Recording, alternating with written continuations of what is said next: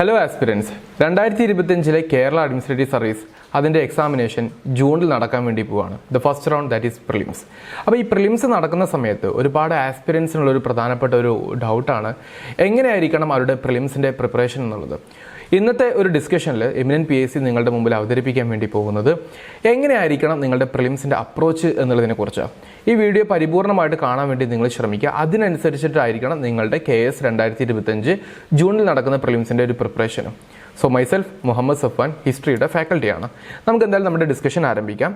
ഡിസ്കഷൻ്റെ ഭാഗമായിട്ട് ഞാനിവിടെ പറഞ്ഞതുപോലെ തന്നെ KS 2025 പ്രിലിംസ് സ്ട്രാറ്റജിയാണ് നമ്മൾ പറയുന്നത്. അപ്പോൾ ഈ എക്സാമിനേഷൻ്റെ ഒരു പാറ്റേൺ, ഒരു ട്രെൻഡ്, ഒരു സ്റ്റെപ്പ് ബൈ സ്റ്റേജും കാര്യങ്ങളൊക്കെ നിങ്ങൾക്ക് അറിയാം അല്ലേ. പ്രിലിംസ് ഉണ്ട്, മെയിൻ ഉണ്ട്, ദെൻ ഇൻ്റർവ്യൂ ഉണ്ട്. അപ്പോൾ അതിൻ്റെ ഘടകങ്ങൾ എങ്ങനെയൊക്കെയാണ് വരുന്നത് എന്നുള്ളതൊക്കെ നമ്മുടെ നോട്ടിഫിക്കേഷൻ്റെ വീഡിയോയിൽ നമ്മൾ പറയുകയും ചെയ്തു. ഇനി നമ്മൾ പഠിക്കുന്നത് എങ്ങനെയാണ് ഈ KSൻ്റെ പ്രിലിംസിന് നമ്മൾ അപ്രോച്ച് ചെയ്യേണ്ടത് എന്നുള്ളതിനെക്കുറിച്ചാണ്.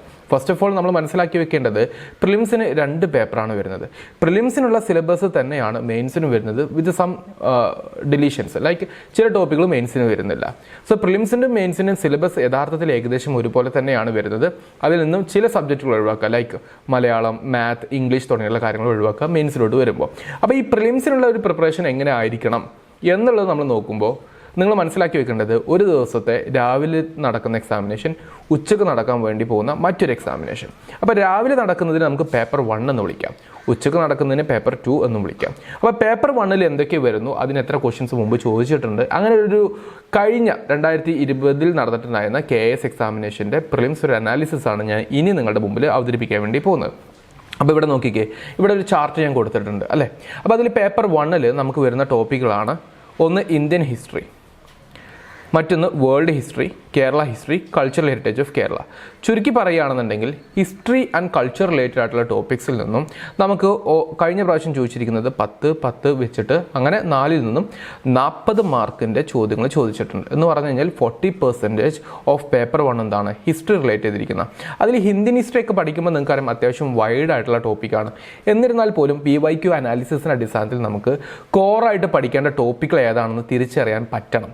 അതാണ് നമ്മുടെ സ്മാർട്ട് ലേണിംഗ് നമ്മളെ സഹായിക്കുക. കാരണം നിങ്ങൾക്കറിയാം 90 ദിവസം പോലും ഇനി നമ്മുടെ പ്രിപ്പറേഷന് വേണ്ടതുപോലെ വരുന്നില്ല എന്നുള്ളത്. അപ്പോൾ ഇനി നമ്മൾ ചെയ്യേണ്ട കാര്യം എന്ന് പറയുന്നത് വളരെ സ്മാർട്ടായിട്ട്, എഫക്റ്റീവായിട്ട്, കോറായിട്ട്, ഡെഡിക്കേറ്റ് ആയിട്ട് പഠിക്കുക എന്നുള്ള. അപ്പോൾ ഇന്ത്യൻ ഹിസ്റ്ററിയിൽ എന്തൊക്കെ പഠിക്കണം, അതുപോലെ വേൾഡ് ഹിസ്റ്ററിയിൽ എന്തൊക്കെ പഠിക്കണം, കേരള ഹിസ്റ്ററി എന്തൊക്കെ പഠിക്കണം, ഇതൊക്കെ പഠിപ്പിച്ച് കൊടുക്കുന്നതാണ് നമ്മുടെ ക്ലാസ് റൂം പ്രോഗ്രാംസ് എന്നുള്ളത്. ഓക്കെ, അപ്പോൾ കൾച്ചറൽ ഹെറിറ്റേജ് ഓഫ് കേരള എന്ന് പറയുന്ന ഒരു ടോപ്പിക്കും വരുന്നുണ്ട്. ഇത് വളരെ സിഗ്നിഫിക്കൻ്റ് ആണ്, കാരണം ഈ ടോപ്പിക്കിൽ തന്നെ മെയിൻസിനും റിപ്പീറ്റിംഗ് ആയിട്ട് വരുന്നുണ്ട്. അപ്പോൾ ആ അണ്ടർസ്റ്റാൻഡിങ് മനസ്സിലാക്കിയിട്ട് എക്സാമിനേഷൻ്റെ ആ ഒരു റെലവൻസ് മനസ്സിലാക്കിയിട്ട് വേണം നമ്മൾ പഠിക്കാൻ. പിന്നെ നോക്കിക്കേ, constitution, governance, administration, social justice തുടങ്ങിയിട്ടുള്ള ഭാഗങ്ങളിൽ നിന്നും 30ഓളം ക്വസ്റ്റ്യൻസ് ചോദിക്കുന്നുണ്ട്. അതിനുശേഷം math and reasoning, then geography 15 വീതം. ടോട്ടലി അങ്ങനെ 40% ഹിസ്റ്ററിയും 30% കോൺസ്റ്റിറ്റ്യൂഷൻ പോളിറ്റി ടോപ്പിക്കുകളും 15% മാത്ത് റീസണിങ്, 15 ജോഗ്രഫിയിൽ നിന്നുള്ള ക്വസ്റ്റ്യൻസ്. ഇങ്ങനെയാണ് പേപ്പർ 1 ചോദിക്കുന്നതെങ്കിൽ പേപ്പർ 2 ഏരിയാസ് എന്ന് പറയുന്നത് വളരെ ലിമിറ്റഡാണ്. ലൈക്ക് ഇക്കണോമി ആൻഡ് പ്ലാനിങ് എന്ന് പറയുന്ന 9 യൂണിറ്റുകൾ നമുക്ക് സിലബസ് പ്രകാരം പഠിക്കാനുണ്ട്. അപ്പോൾ 9 യൂണിറ്റുകൾ സിലബസ് പ്രകാരം നിങ്ങൾ കൃത്യമായിട്ട് പഠിക്കുകയാണെങ്കിൽ ഒരു 20 ക്വസ്റ്റ്യൻസും പ്ലസ് അതിൽ നിന്നും ഒരു 5 കറണ്ട് അഫേഴ്സിൻ്റെ ക്വസ്റ്റ്യനാണ് മുൻകാല പ്രാവശ്യങ്ങളിൽ ചോദിച്ചിട്ടുണ്ടായിരുന്നത്. സോ ഇവിടെ അങ്ങനെ ഒരു കറണ്ട് അഫേഴ്സ് കൂടെ ഇൻറ്റഗ്രേറ്റ് ചെയ്തിട്ടാണ് 25 മാർക്കും ചോദിച്ചിരിക്കുന്നത്. സിമിലർലി കറണ്ട് അഫേഴ്സ് ഇൻറ്റഗ്രേറ്റ് ചെയ്തുകൊണ്ട് സയൻസ് ആൻഡ് ടെക്നോളജി, അതിൽ ടോട്ടലി വരുന്നത് 5 യൂണിറ്റുകളാണ്. അങ്ങനെ അതിൽ നിന്നും 25 ചോദ്യങ്ങളും ചോദിച്ചിട്ടുണ്ട്. ദെൻ ഇംഗ്ലീഷ് ആൻഡ് മലയാളം എന്ന് പറയുന്ന ലാംഗ്വേജ് ഫ്ലുവൻസി ആൻഡ് പ്രൊഫിഷ്യൻസി എന്ന് പറയുന്നത്, ആ ഇംഗ്ലീഷ് ആൻഡ് മലയാളം, അതിൽ നിന്നും ഇംഗ്ലീഷിൽ നിന്നും 20ഉം മലയാളത്തിൽ നിന്നും 30 ചോദ്യങ്ങളാണ് ചോദിച്ചിട്ടുള്ളത്. ഞാനിത് എന്തിനാണ് കാണിച്ച് തന്നത് എന്ന് വെച്ച് കഴിഞ്ഞാൽ, ഈ ഒരു അണ്ടർസ്റ്റാൻഡിങ് നമുക്കില്ല എങ്കിൽ നമ്മൾ റാൻഡമായിട്ട് ഏതെങ്കിലും പുസ്തകം പഠിക്കും, ഏതെങ്കിലും ഗൈഡ് വർക്ക് നമ്മൾ ഫോളോ ചെയ്യും, എന്നിട്ടോ എക്സാമിനേഷൻ നമുക്ക് ക്ലിയർ ചെയ്യാൻ പറ്റുകയും ചെയ്യില്ല. അതുകൊണ്ട് നിങ്ങൾ വളരെ കൃത്യമായിട്ട് സ്പെസിഫിക് ആയിട്ട് മനസ്സിലാക്കി വെക്കണം. ഇങ്ങനത്തെ ഒരു പ്രൊപ്പോർഷൻ കഴിഞ്ഞൊരു എക്സാമിനേഷൻ ഉള്ളത് കൊണ്ട് തന്നെ, ആ എക്സാമിനേഷൻ്റെ സിലബസ് തന്നെ ഇപ്രാവശ്യം വരുന്നത് കൊണ്ട് തന്നെ നമുക്ക് പഠിക്കുന്ന സമയത്ത് മിനിമം ഈ ഒരു ലെവലെങ്കിലും നമ്മൾ മനസ്സിലാക്കിയിട്ട് റെലവൻസ് മനസ്സിലാക്കിയിട്ട് പഠിക്കണം. ഈ ഒരു അണ്ടർസ്റ്റാൻഡിങ്ങിന് ശേഷം നിങ്ങൾ ചെയ്യേണ്ട കുറച്ച് പ്രധാനപ്പെട്ട ടിപ്പുകൾ കൂടിയാണ് ഞാൻ ഈ വീഡിയോയിലൂടെ പറയാൻ വേണ്ടി പോകുന്നത്. അതിൻ്റെ ഭാഗമായിട്ട് ഇവിടെ നോക്കിക്കേ, KSൻ്റെ ഒരു പ്രിലിംസ് എക്സാമിനേഷനുമായി ബന്ധപ്പെട്ടിട്ട് ഞാനിവിടെ കുറച്ച് പ്രധാനപ്പെട്ട പോയിന്റുകൾ പറഞ്ഞിട്ടുണ്ട്. ഇതിലെ ഈച്ച് ആൻഡ് എവറി പോയിന്റ് നിങ്ങളുടെ എക്സാമിനേഷനുമായി ബന്ധപ്പെട്ടിട്ട് വളരെ സിഗ്നിഫിക്കൻ്റാണ്. ഈ പോയിന്റുകൾ നിങ്ങൾ കൃത്യമായിട്ട് കടന്നു പോകുന്നുണ്ടോ എന്ന് ശ്രമിക്കുക.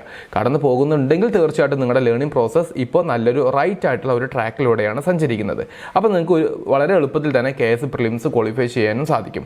കാരണം KS പ്രിലിംസിൻ്റെ കട്ട് ഓഫുകൾ എടുത്ത് നോക്കുന്ന സമയത്ത് സ്ട്രീം 1, 2, 3 കാറ്റഗറിയിലോട്ട് 50 മുതൽ 75 വരെയുള്ള ഒരു റേഞ്ചിലാണ് വന്നിട്ടുണ്ടായിരുന്നത് അല്ലേ. സോ ആ ഒരു അടിസ്ഥാനത്തിൽ നിങ്ങൾ ഇത്രയും കാര്യങ്ങൾ ചെയ്യുന്നുണ്ടോ എന്നുള്ളത് കൂടെ കൃത്യമായിട്ടൊന്ന് പരിശോധിക്കാം. അതിൽ ഒന്നാമത്തെ കാര്യം പറയുന്നത് KSൻ്റെ PYQ അനാലിസിസ് ആണ്. PYQ അനാലിസിസിൻ്റെ ഒരു പ്രൈമറി സ്ട്രക്ചർ ഞാനിപ്പോൾ ഇട്ട് തന്നിട്ടുണ്ട്. ഏതൊക്കെ സബ്ജക്റ്റിൽ നിന്നും എത്രമാത്രം ചോദ്യങ്ങൾ ചോദിക്കുന്നുണ്ടെന്നുള്ളത്. അതിന് പുറമെ നിങ്ങൾ അടുത്ത സ്റ്റെപ്പിൽ ചെയ്യേണ്ടത് ഇന്ത്യൻ ഹിസ്റ്ററിയിൽ നിന്നും ചോദിച്ചിരിക്കുന്ന ചോദ്യങ്ങളുടെ ഭാഗങ്ങൾ എന്തൊക്കെയാണ്, കേരള ഹിസ്റ്ററിയിൽ നിന്നുള്ള ഭാഗങ്ങൾ എന്തൊക്കെയാണ്. അപ്പോൾ ഇതേ രീതിയിൽ നമ്മൾ ഓരോ സബ്ജക്റ്റുകളിൽ നിന്നും ഏതൊക്കെ ഭാഗത്തുനിന്ന് ചോദ്യങ്ങൾ ചോദിച്ചിട്ടുണ്ട്, എന്ത് ടൈപ്പ് ഓഫ് ക്വസ്റ്റ്യൻസ് ആണ് തുടങ്ങിയുള്ള കാര്യങ്ങൾ കൃത്യമായിട്ടുള്ള അനാലിസിസ് നമുക്ക് വേണം. അതാണ് ഇവിടെ നമ്മൾ ആദ്യം ചെയ്യേണ്ടത്. എങ്കിൽ നമ്മുടെ പഠനം കുറച്ചുകൂടി എളുപ്പമായിരിക്കും. ഇങ്ങനത്തെ കാര്യങ്ങൾ നിങ്ങൾ തീർച്ചയായിട്ടും നമ്മുടെ ഫാക്കൽറ്റീസും കാര്യങ്ങളും നിങ്ങൾ വളരെയധികം അതിൽ സപ്പോർട്ടീവായിട്ടായിരിക്കും പഠിപ്പിച്ചു തരുന്നത്. കാരണം ആ ഒരു അനാലിസിസ് അത് മാത്രം പോരാ. 2020 നടന്നിട്ടുണ്ടായിരുന്ന KSൻ്റെ പ്രിലിംസിന് ശേഷം ഒരുപാട് ഡിഗ്രി ലെവൽ അതുപോലെ PSCയുടെ different levels of prelims and mains examinations നടന്നിട്ടുണ്ട്. അപ്പോൾ എസ്പെഷ്യലി നമ്മൾ ഏറ്റവും ചുരുങ്ങിയത് ഡിഗ്രി ലെവൽ എക്സാംസിൻ്റെ PYQകളും നമ്മൾ അനലൈസ് ചെയ്യണം.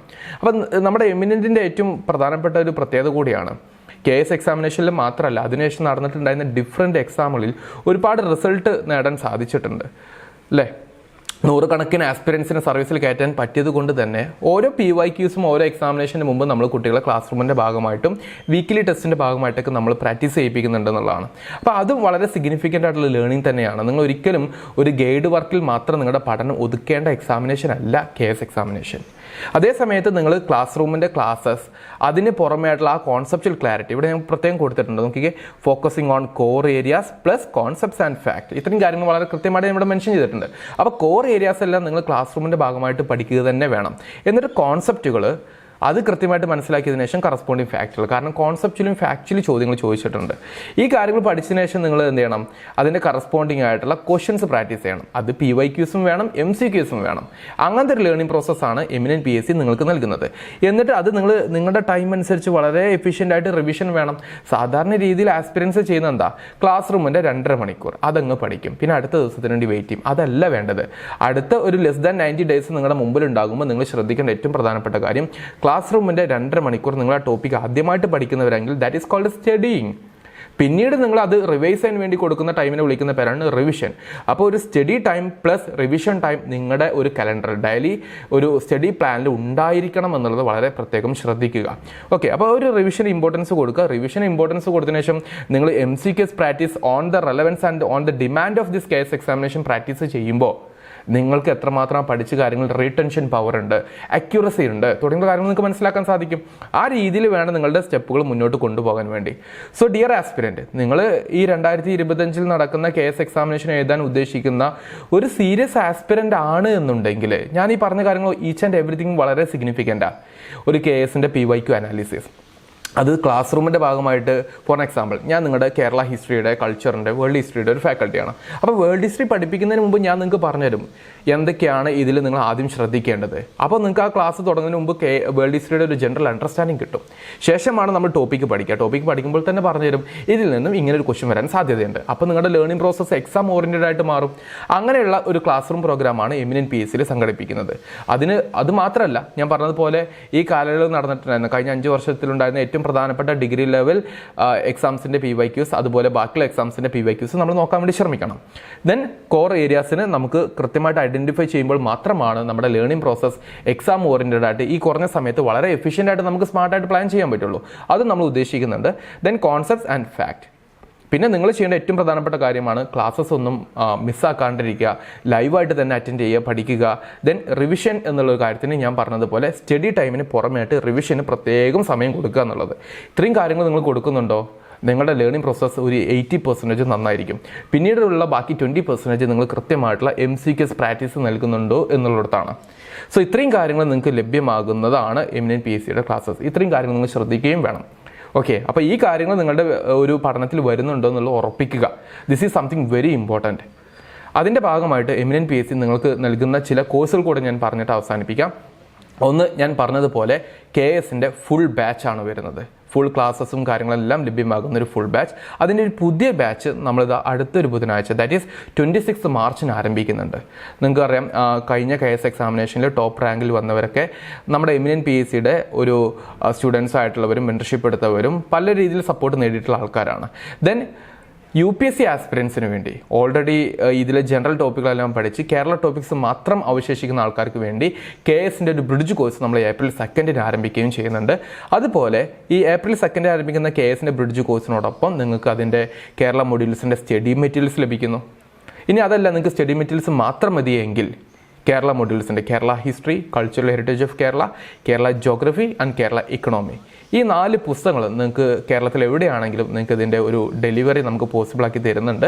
അതിന് നിങ്ങൾ ചെയ്യേണ്ടത് 1299 രൂപ മാത്രം നിങ്ങൾക്ക് പേയ്മെൻറ്റ് നടത്തിയിട്ട് നിങ്ങൾക്ക് ഈ പുസ്തകങ്ങൾ പർച്ചേസ് ചെയ്യാം. പ്ലസ് ഒരു ചെറിയൊരു ഡെലിവറി ചാർജും കാണും.